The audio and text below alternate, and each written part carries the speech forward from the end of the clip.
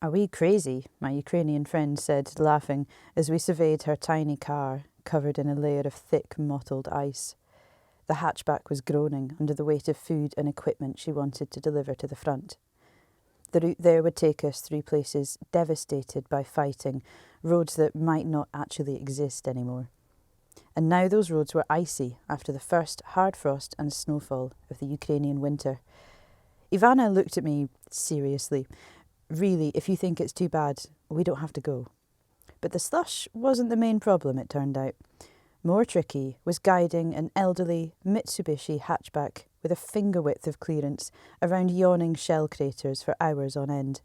Kharkiv, the city we start this snowy morning in, never fell to the Russian forces, but most of the region east of it did. And it was in September's lightning-fast counter-offensive that Ukrainian troops reclaimed that land. But the toll was huge.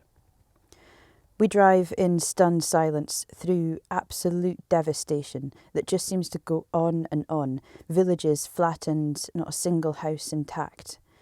Quickly the main highway becomes impassable and soldiers direct us onto the back roads, which are little better. Into Izium, a town where 80% of the buildings were damaged or destroyed, and we're plunging into deep craters filled with rainwater. An old ladder passes us, half submerged in the mire, amphibious and slick with mud. The bridge was blown up, so we must cross a makeshift pontoon. Ivana grips the steering wheel, concentrating on keeping the wheels in line over the 2 planks of wood. She does not like pontoons. It never seemed to get light that day, just a weak grey half-light, a menacing snow sky, a bitter wind. But the soldiers on the checkpoints are inexplicably cheery, waving us through. "They think I'm mad," Ivana laughs. "Crazy girl, driving stuff to Donbas." The signs on the roads, where they're still standing, bear names of places associated with fierce fighting and awful news.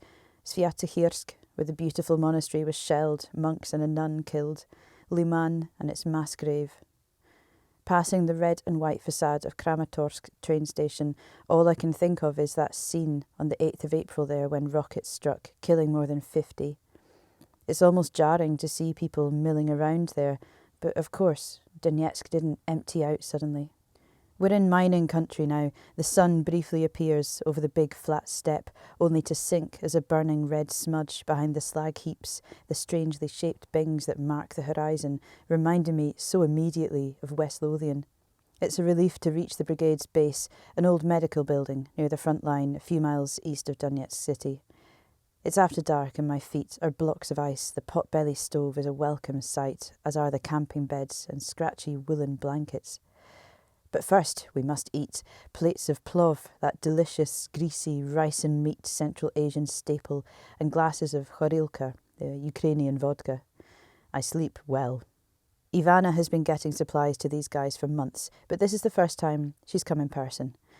Their winter clothes, the ambulance, the van and the shed, all things that she magicked up with her network of volunteers.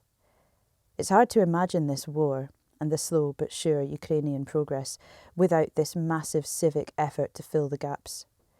It's been 8 long years like this, of course. We're taken to various positions near the front line, but it's relatively quiet. The boredom that makes up much of a soldier's day is clear, standing around, smoking cigarettes, trying to keep warm. Kittens and dogs provide some comfort, distraction. Everyone talks about missing their families, about wishing for a quick end to all this, though nobody thinks it will be quick. Before long it's time to drive all the way back, reluctantly, and it's a bone-shaking ride, each lurching tip sideways feeling like the end of the Mitsubishi, but it stays in one piece, heroically. At a beautiful high spot called Seven Winds, the misty valleys spread out all around. Ivana used to come here with friends. Now she's showing them by video call what's left. Nothing. The little hotel on the hill is in ruins. Even the hulking Soviet war memorial behind us is damaged. As night falls, I'm in the driver's seat, straining to see the battered road through a freezing, dense fog, worse than Har. But the red signs with skull and crossbones, warning of mines either side of the road, certainly keep me focused. A childhood driving illegal cars around island roads prepared me for this, I think. Back in Kharkiv, there's no time to shake the cricks out of our necks. I have to catch the Kiev night train, the start of a long journey home to Shetland. We smoke for a minute, reflecting on our luck. Lucky to have missed the rocket strikes on 2 of those towns we drove through.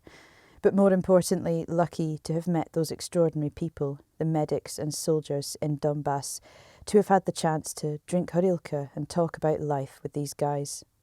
In my bunk on the train, leaving Ukraine once again, I can only count my blessings.